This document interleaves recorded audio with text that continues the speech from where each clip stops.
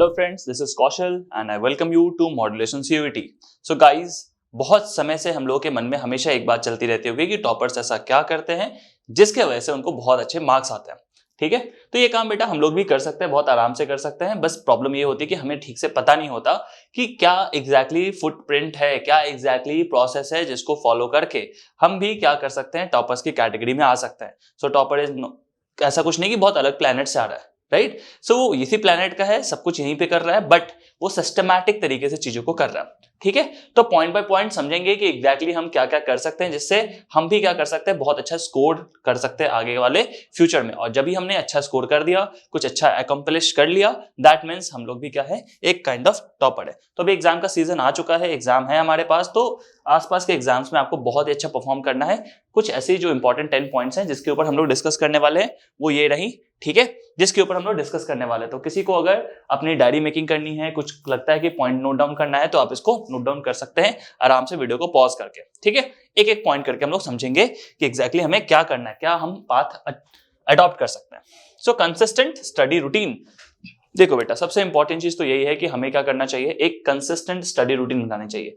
ऐसा नहीं कि आज 5 बजे सुबह उठ जाएंगे, अगले दिन 10 बजे सुबह उठ रहे हैं, सब कुछ खराब, सब कुछ चौपट हो जाएगा। ठीक है, आप उन्हें अगर बना दिया है कि शाम में 6 बजे से लेके मान लो 9 बजे तक मेरी पढ़ाई होगी, है ना, तो आप उस चीज को बदलोगे नहीं बार बार। आप ये नहीं करोगे कि अब नहीं मुझे खेलने जाना है, ठीक है, मुझे किसी पूजा ने बुला लिया है या कहीं नेहा ने बुला लिया है, कुछ ऐसा कर लेंगे, ये सब नहीं करेंगे। ठीक है, लड़कियों के लिए भी सेम कि मुझे और किसी फ्रेंड ने बुला लिया आज, तो ये सब नहीं करना है।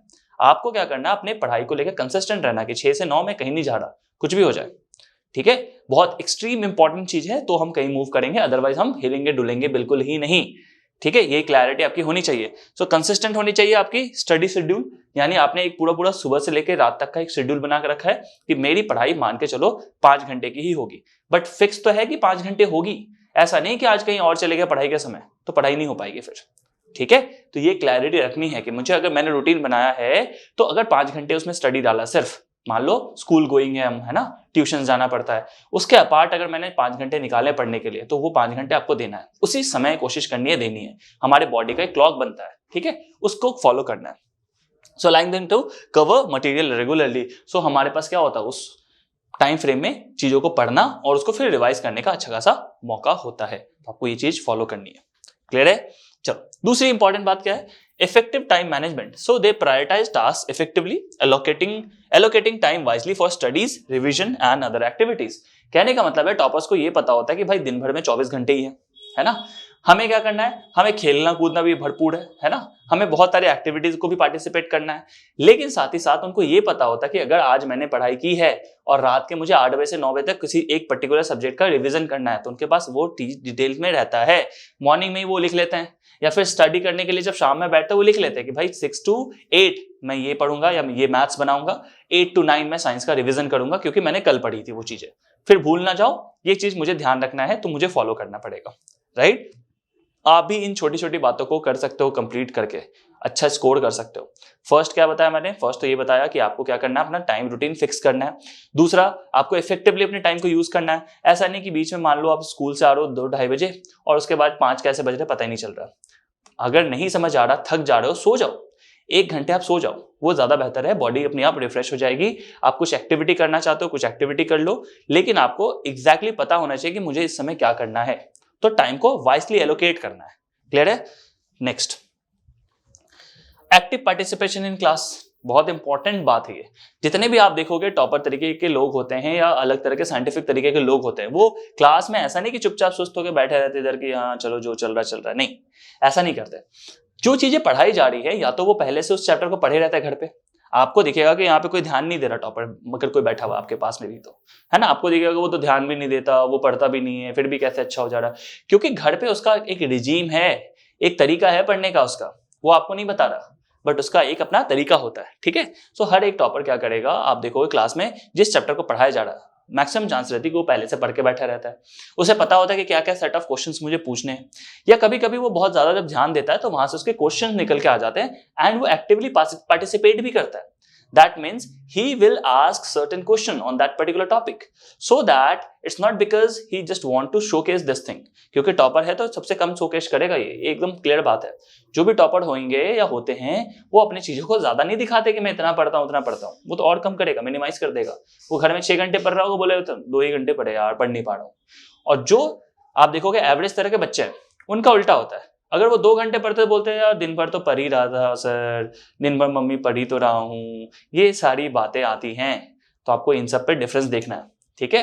तो आपको एक्टिव लिसनर भी बनना है, उसके बाद एक्टिवली पार्टिसिपेट करना है, यानी क्वेश्चंस पूछने हैं जो डाउट आ रहा तो जेन्युइन डाउट। ऐसा नहीं कि सर ये क्यों हो गया, ऐसा कुछ हो गया, फालतू बातें नहीं करनी। क्लियर है? चलो नेक्स्ट है रेगुलर रिवीजन। पढ़ाई से ज्यादा एक्चुअली अगर कोई बात मुझे सबसे ज्यादा इंपॉर्टेंट लगती है वो है रिवीजन का। अगर आप रिवीजन टाइम से नहीं कर रहे हो ना तो आपका पढ़ा लिखा कोई खास काम का नहीं है। कहने का मतलब यह है कि अगर आप इंटरेस्ट के लिए कोई नॉवल पढ़ रहे हो, आपको 2-3 महीने याद रह गया, दैट इज फाइन, कोई प्रॉब्लम नहीं है। भूल गए, आपने कभी पढ़ा था, इंटरेस्ट के लिए पढ़ लिया, ठीक है। लेकिन अगर आपने रिवीजन नहीं किया कुछ इंपॉर्टेंट चीजों का, इंपॉर्टेंट कॉन्सेप्ट का, जैसे अगर मान लो आपका क्लास 10th का एग्जाम है या समझ लो आपका क्लास 12th का एग्जाम है, अगर आपने ठीक से रिवाइज नहीं किया टाइम टू टाइम तो चीजें खराब हो जाएंगी। आप बैठ के रात में अगर आंसर राइटिंग नहीं कर रहे हो तो चीजें खराब हो जाएंगी। अगर आप किसी टेस्ट के लिए जाओगे, यानी सीयूईटी के एग्जाम के लिए जाओगे, उससे पहले आपने कम से कम 20 टेस्ट नहीं दिए, 15 टेस्ट नहीं दिए हैं, तो आपको पता ही नहीं चलेगा कि टेस्ट में टाइम कैसे निकलता है, किस पर्टिकुलर सब्जेक्ट में हमें कितना टाइम देना है, किस पर्टिकुलर क्वेश्चन पे हमें कितना टाइम देना है, स्किप करके निकलना है नहीं निकलना। ये सारी बातें क्लैरिटी तब मिलेगी जब आप उस पर्टिकुलरली प्रोसेस में जाओगे, ठीक है। तो आपको ध्यान रखना है क्या कि रेगुलर रिवीजन जरूरी है, बहुत जरूरी है, तभी आपको चीजें याद रहेंगी, नहीं तो आप भूल जाओगे। इफेक्टिव नोट टेकिंग, आपको क्या करना है, they develop effective note taking strategies summarizing key points for easy review. जैसे मान लो मैं ही अभी बता रहा हूं आपको, तो ये सारे पॉइंट्स है। तो जो एक्टिव लिसनर होगा या इसमें से कोई सीरियस बंदे होंगे आप लोगों में से ही जो सुन रहे हैं इस बात को, उसमें से बहुत लोग क्या करेंगे, उसको नोट डाउन कर लेंगे, लगेगा नहीं मेरे काम का है। आज अगर मैं मान के चलो एक एवरेज स्टूडेंट हूं, तो कल को कहीं कॉलेज में जाऊंगा या कहीं और पहुंचूंगा, ये सारे पॉइंट्स तब भी वैलिड होंगे। ऐसा तो नहीं ये सारे पॉइंट्स वैलिड नहीं है, आज भी हैं, कल आप जब कॉलेज में जाओगे तब भी वैलिड होगा, उसके बाद मास्टर्स करोगे तब भी वैलिड होगा। तो कुछ लोग होंगे इसको लिख लेंगे, ठीक है। तो उनको पता होता है कि कहां से नोट डाउन करना है, क्या नोट करना है, और इफेक्टिवली उस चीज को समराइज करके लिखते हैं। ऐसा बढ़ा चढ़ा कर नहीं लिखते, चीजों को समराइज करके लिखते हैं, सो दैट उनको रिविजन करने में बाद में उस चीज को वापस से देखने में आसानी होती है, ठीक है। Next, adaptability. So successful students adapt their study techniques, ठीक है। दैट इज, कहने का मतलब है based on the subject matter, adjusting methods to suit different topics. कहने का मतलब ये है कि मान के चलो अगर मैथ्स आ गया तो मैथ्स में ये नहीं कि इसमें अगर सोशल्स की तरह याद करना तो याद करने बैठ जाएगा, नहीं, अडेप्ट करते हैं बहुत बहुत बेहतरीन तरीके से। यानी मैथ्स अगर आ रहा है तो मैथ्स में इंप्रोवाइजेशन करेंगे, चीजों को सोचेंगे लॉजिकली। साइंस में देखेंगे, ढूंढेंगे कि एक्सपेरिमेंट मिल जाए कुछ, मुझे कुछ प्रैक्टिकल लाइफ में कुछ एग्जांपल्स मिल जाए, ठीक है। सोशल्स में कोशिश करते हैं क्या कि सोशल्स में मैं बहुत इंपॉर्टेंट डेटा इवेंट्स जो है वो याद कर लूं और उसके हिसाब से आंसर्स को लिखूं, राइट। तो ये इंप्रोवाइजेशन है ना। जैसे अगर आप लोग में से कुछ होंगे जो पीसीएम लेके पढ़ रहे होंगे सपोज 10th में 12th में, है ना, तो केमिस्ट्री, और आपको अच्छे से आइडिया होगा केमिस्ट्री में इनऑर्गेनिक केमिस्ट्री को बहुत याद करना पड़ता है, बहुत ज्यादा उसको रीड आउट करना पड़ता है। इसी तरह से फिजिक्स में बहुत ज्यादा आपको क्या चाहिए, कॉन्सेप्ट चाहिए, ठीक है। मैथ्स में बहुत ज्यादा रिवीजन चाहिए, ठीक है, मल्टीपल टाइम्स आप चीजों को भूलने लगोगे, नहीं तो फॉर्मूले इतने हैं। सोशल्स में हो तो सोशल्स में तो हर चीज रिवीजन करना ही पड़ेगा, आपको बहुत ज्यादा पढ़ना पड़ेगा, राइट। हर एक इवेंट को बार बार पढ़ना पड़ेगा, कुछ आंसर्स इतने सारे बनेंगे, ठीक है। इसी तरह से अगर आप अकाउंट्स लेके पढ़ रहे हो तो अकाउंट्स में बेहतरीन तरीके से प्रैक्टिस चाहिए। इकोनॉमिक्स के आपके बहुत इंपॉर्टेंट कॉन्सेप्ट हैं वो आपको आने चाहिए। बीएसटी आपको अच्छे से पढ़ना पड़ेगा। तो आप समझ पा रहे हो ना, मोटा मोटा हर एक सब्जेक्ट का अपना अपना डिमांड एंड क्या है, अपना एक रिक्वायरमेंट है जिसको आपको फुलफिल करना पड़ेगा, तभी आप उसमें अच्छे स्कोर ला पाओगे। अदरवाइज वो चीजें खराब होंगी, रिजल्ट्स खराब होने लगती हैं, ठीक है। तो आपको ये सारी चीजें इनकलकेट करनी है अपने अंदर, ठीक है। Next is healthy lifestyle. तो सबसे इंपॉर्टेंट चीज है, अगर आपने हेल्थ पे ध्यान नहीं दिया, health is everything, I will say, like इस एज में आके अगर आप मेरे से छोटे हो गए और कोई अगर बड़े लोग भी देख रहे हैं तो उनको अच्छे से आइडिया होगा, हेल्थ इज एवरीथिंग। अगर हेल्दी नहीं हो आप, अगर ठीक हेल्थ नहीं है तो आप किसी चीज का एंजॉय नहीं कर पाओगे। सब सोच के देखो कि आपके पास करोड़ों रुपए आपके बैंक अकाउंट में है और किसी इंसान को क्या हो गया, ओबेसिटी हो गया, बहुत पेट निकल गया है, ठीक है, उसको लाइक कमर में बहुत ज्यादा पेन हो रहा है, स्लिप डिस्क हो गया, ठीक है, या कुछ और प्रॉब्लम आ गई, चेस्ट इन्फेक्शन हो गया, लंग इन्फेक्शन हो गया, कुछ ऐसा हो गया, वो उस चीज को एंजॉय ही नहीं कर पाएगा। समझ रहे हो ना इस बात को।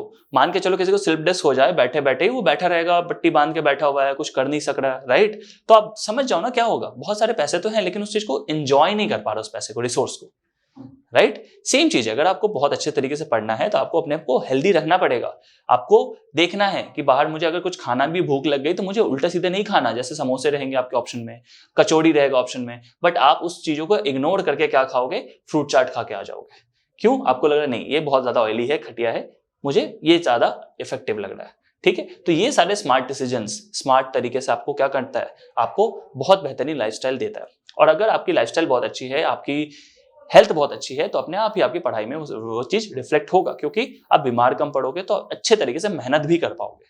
ठीक है, next is setting clear goals. Clear goal होना चाहिए भाई। देखो ऐसा नहीं कि मतलब कि देखते हैं आगे करते हैं देखते कितना आएगा, ऐसा नहीं। एक टारगेट तो फिक्स करो। 12th में अगर आप हो तो आपको फिक्स करना पड़ेगा कि मुझे 90% तक चाहिए। ठीक है, अपने आपने लेवल से थोड़ा ऊंचा सोच लिया और सोच के बिल्कुल उस चीज पे लग गए कि 90% लाने के लिए भाई ये भी पढ़ना पड़ेगा, ये भी करना पड़ेगा, ऐसा करना पड़ेगा। राइट। बहुत लोगों से मैं बात करता हूँ 8, 9, 10th में भी बच्चे जो होते कुछ कुछ, उन लोगों से बात करता हूँ तो आज के टाइम में उनका गोल ही नहीं है कुछ खास, है ना। अभी इतने सारे ऑप्शन देखते वो सोशल मीडिया पे, वो उनको लगता है कि ब्लॉगर बन जाएं, तो लगता है कभी कुछ ये कर ले कभी वो कर ले। क्लियर गोल नहीं होने से प्रॉब्लम ये होगी कि वो कुछ भी करते रहेंगे लाइफ में। अगर क्लियर गोल है कि भाई नहीं कुछ ऐसा ही करना है, मुझे यही करना है, तो फिर क्या होगा, उनके लिए चीजें आसान हो जाएंगी। एक ही पाथ पे वो चलते जाएंगे और वो उस रास्ते पे चलते चलते डेस्टिनेशन पे पहुंच जाएंगे। क्लियर गोल सेटिंग नहीं तो दिक्कत आएगी। विराट कोहली को पता था मुझे क्रिकेटर ही बनना है और उसे एकदम हाईएस्ट लेवल पे खेलना है, क्लियर था, उसने खेला। ठीक है, सचिन तेंदुलकर को पता था उसको क्रिकेट ही आता है, उसको क्रिकेट ही खेलना है और बहुत अच्छे से खेलना है।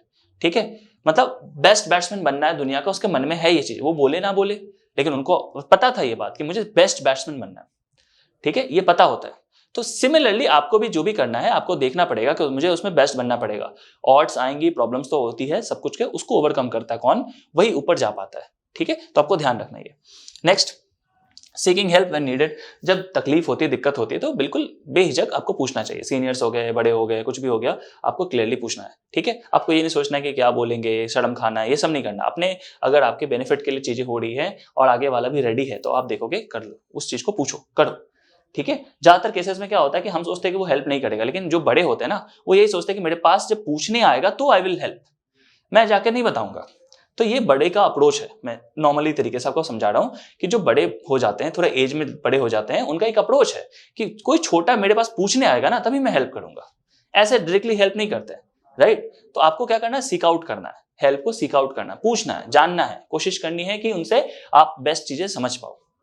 ठीक है, नेक्स्ट, कंसिस्टेंट सेल्फ असेसमेंट। आपको देखना पड़ेगा, असेसमेंट देखना पड़ेगा आपका करके कि मेरी तैयारी कितनी है, मैं किस लेवल पे हूं अभी। उस हिसाब से हम लोग क्या करते हैं, आगे करियर के डिसीजंस लेते हैं। एग्जाम्पल मान के चलो कि मेरी मैथ्स अच्छी है तो मुझे मैथ्स वाले कुछ ऐसे चीजों को क्या करना चाहिए, ऐसे एग्जाम्स को टारगेट करना चाहिए। सिमिलरली अगर आपको लगता है सोशल्स अच्छा है तो सोशल्स जिसमें ज्यादा पूछा जा रहा है मुझे वो टारगेट करना चाहिए। अगर आप सीयूटी का कल को एग्जाम दोगे तो आपको पता होगा कि आपका कॉन्सेप्ट टॉपिक बहुत अच्छा है, तो उसको बहुत स्ट्रांग बना के रखो। बहुत लोग क्या बोलते हैं कि भाई वो तो ऑलरेडी स्ट्रांग है, जो वीक है उस पर काम करो। ऐसा नहीं है, जो स्ट्रांग है उसको अपना स्ट्रेंथ बनाओगे कब, जब उसको रेगुलर मेहनत करोगे तभी तो वो स्ट्रेंथ बन के रहेगा, नहीं तो कल को वो भी वीकनेस बन जाएगी।